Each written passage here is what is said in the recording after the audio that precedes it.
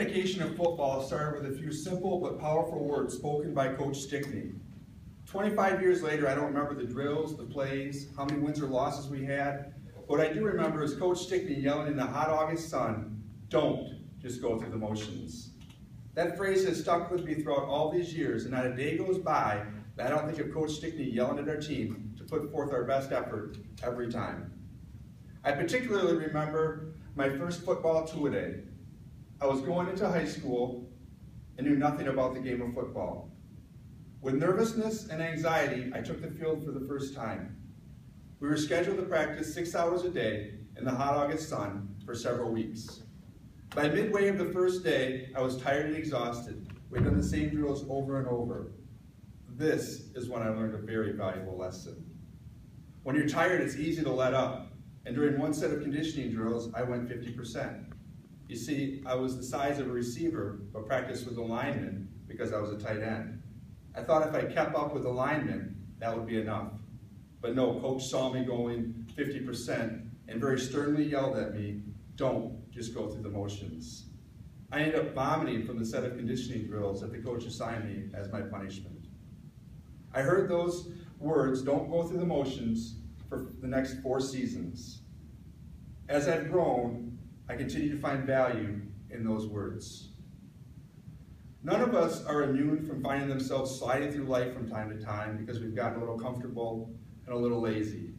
I think it'd be impossible not to, given the number of life changes we have to endure. But when I find myself going through the motions, I think of Coach's words and remember, nothing comes easy, and you have to work hard for everything. More importantly, I learned sometimes the reward is in the work itself. Later in life, I was able to watch this principle in action. My brother Chad, by most people's perspective, lived a very tough life. He was diagnosed with cancer at age of 4, and by the time he died last year, he had to learn to walk 4 times. But Chad made every moment count, for no other reason than his own pride and happiness.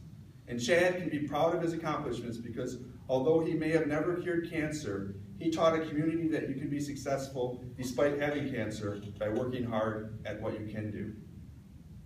As I reflect on my life, I think that playing high school football was one of my proudest accomplishments because I had to work so hard to be average.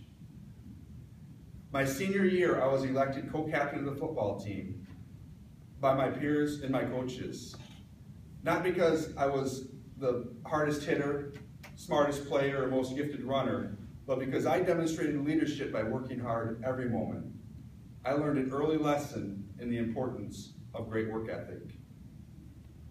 As you finish your day today, and you do whatever it is that you do, and you find yourself just going through the motions, think of Coach Stickney's inspiring words, and remember, you have to work hard every moment. You don't know the value of a moment until it's part of your past, so never let up. No matter your skill level or your talent, if you work hard today, you can be proud of your accomplishments tomorrow, and nobody can take that away. Mr. Toastmaster.